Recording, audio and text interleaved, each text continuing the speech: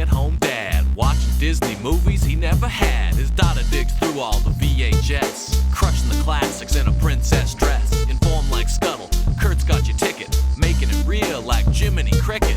Most are off the Captain Hook, but if the Tweedledum, he'll be taking more shots than Bambi's mom. Leave him raised like Simba, or cracked like the beast dishes. He'll show you a whole new world, you won't need 3 wishes. Stay-at-home Disney dad.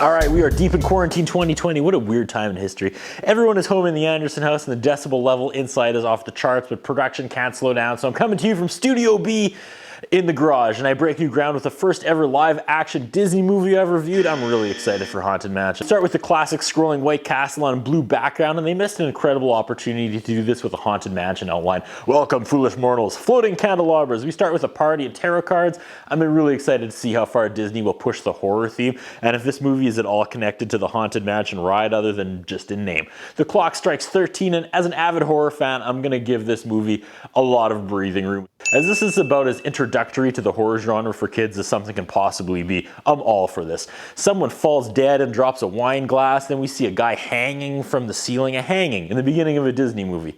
Unreal. We transition to Eddie Murphy as a real estate agent. He has difficult clients and promises he will find them the perfect house. Here's my Ouija board. We summon you, the spirits of foreshadowing.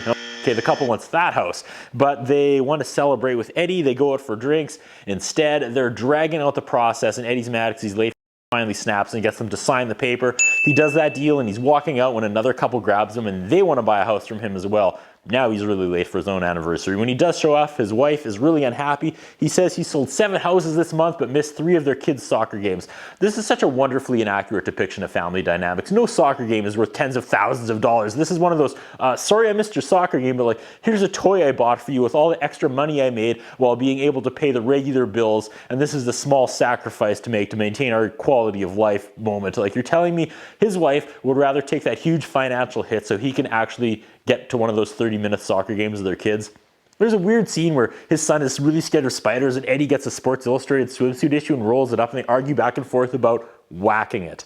That's not me forcing the joke, it plays out that way. He's handing him the Sports Illustrated swimsuit magazine and telling him, you have to whack it, and the kid's like, I don't want to whack it. This is a really, really weird scene, like uncomfortable. If that was supposed to be funny for just like the parents, it was awkward. His wife gets a call about possibly selling a mansion. Okay, so him and his wife are a real estate team. Why is she mad about him missing soccer games when they're a team and one of them would have to do that work anyways and be whatever, it doesn't matter. The whole family arrive at this mansion and the visuals are great. I'm gonna say that a lot. The giant gate opens, the backyard is a cemetery. This is what I want. It starts raining, so they run to the front door. Eddie looks at the door knockers and says, look at the size of those knockers. Again, why are we forcing so many on-the-nose sexual jokes in this movie? I don't get it. And it's not me looking for it. They're there. They're over the head. Sleepy Butler welcomes them in an awesome-looking entranceway, like Haunted Mansion. Butler says the sellers want to discuss the sale over dinner. Visuals of the creepy mansion are just off the charts. Usually I say the animators deserve a raise, but here the set designers deserve a raise. There's so many just layers in every shot. His wife says, look at the detail. I've never seen anything like it. See, now that's a breaking the fourth wall comment I can appreciate. More of this and less of like whack it knockers jokes, please. We meet the master and they all sit for supper. He asks the family if they believe in ghosts. Eddie, talking like a realtor, says, let's not talk about ghosts in the listing. Maybe talk about how many bathrooms there are instead. That's really funny for a number of reasons because I've worked with a lot of salespeople over the years, and while this was supposed to be a joke, this is exactly how salespeople act and think. This is 100% how that conversation would really go down in real life. The fact that there are ghosts would immediately be in one ear and out the other because it's full speed ahead to get that signature on the contract and get to the next payday. Salespeople.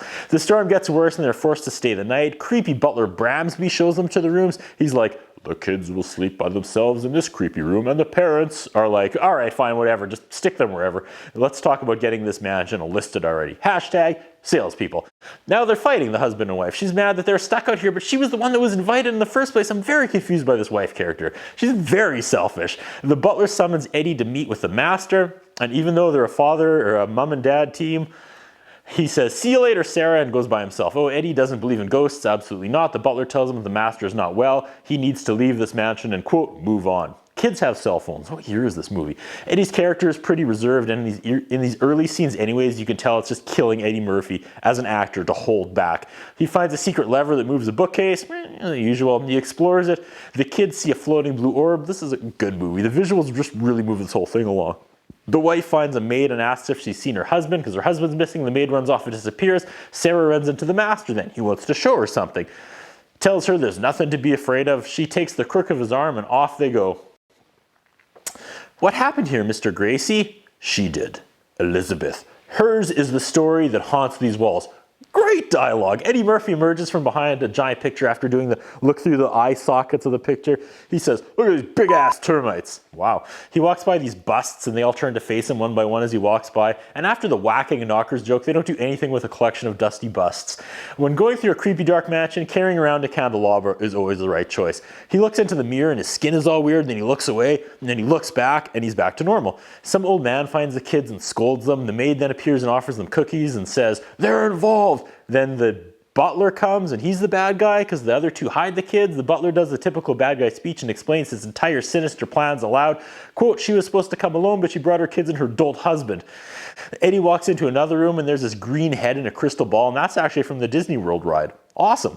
She claims the mansion has a devil's curse. They levitate and they start spinning. She tells him to find the light and follow it home and break the curse. He and his family's lives are at stake. Again, knowing this was probably so many children's gateway into scary movies is just wonderful. They're doing an absolute great job of making this scary but not crossing that line. My 4-year-old is dialed in and is clutching my arm very tightly now and again, but does not want to turn it off.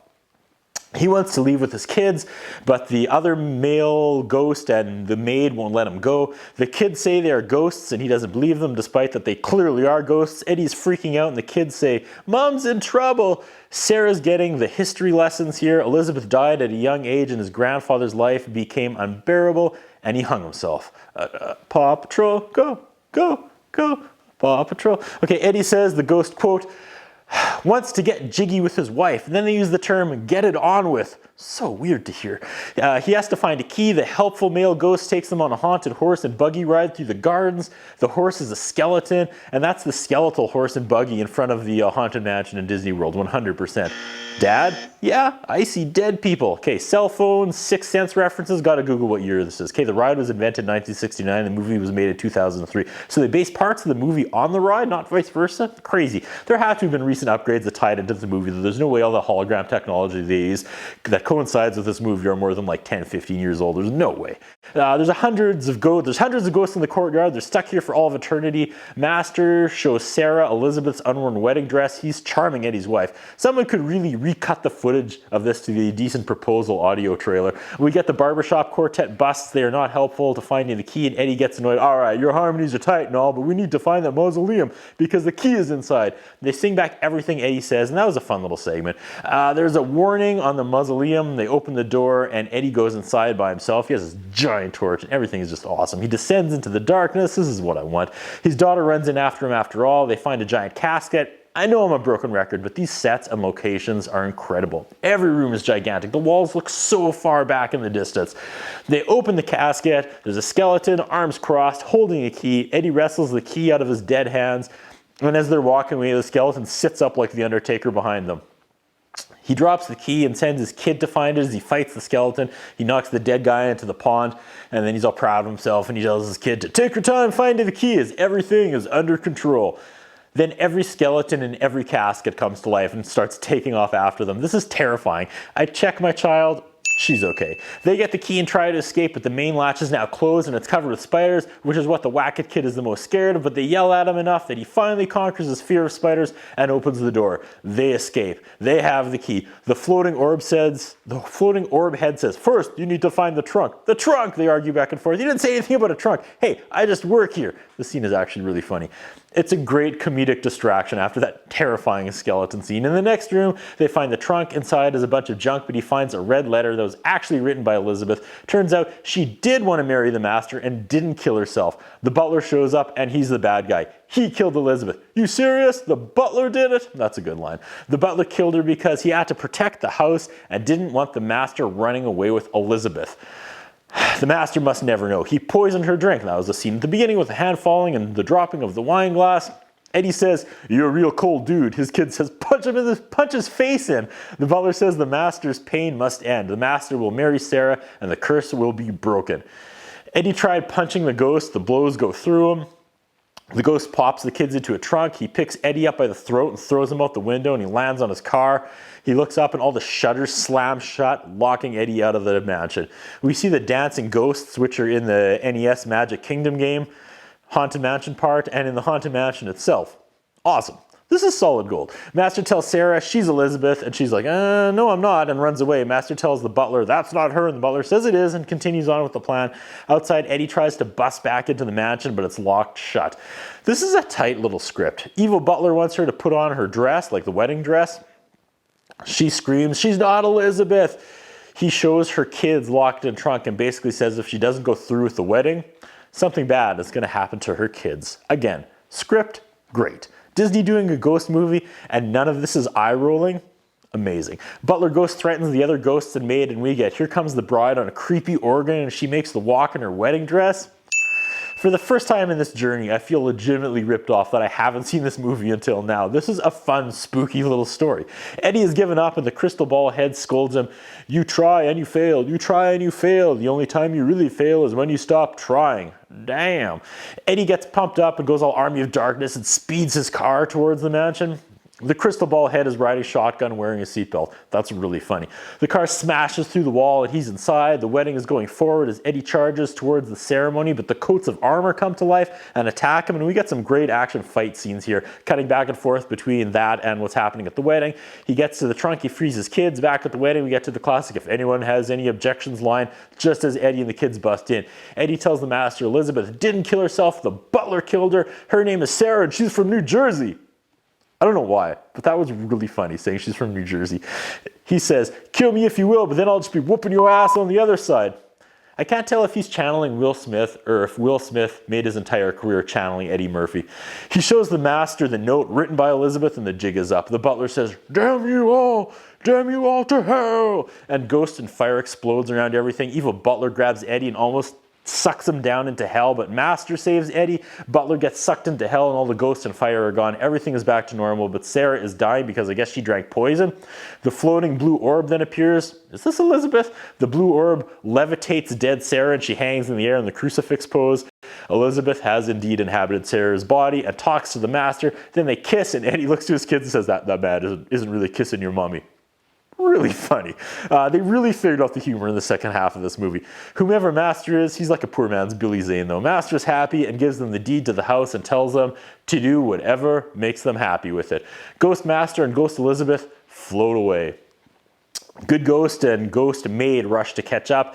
He asks the maid why she packed so much. "You can't take it with you." "The heck I can't. We're going to heaven." The ending shot starts on the head of the crystal ball. She's foretelling something and then it zooms out and she's just like in the backseat between the two kids and one kid's like, "The ball won't shut up again." That was the best line of the entire movie. That's what we call ending on a high note, folks. That's what I think about. What do you think? What we have is a concern about Curtis Anderson. His interviewing style is not the best. His personal appearance is not the best. I was wondering if the man has some kind of a hold over the channel that he's allowed to be employed for so long with the standards of journalism and personal appearance that he has.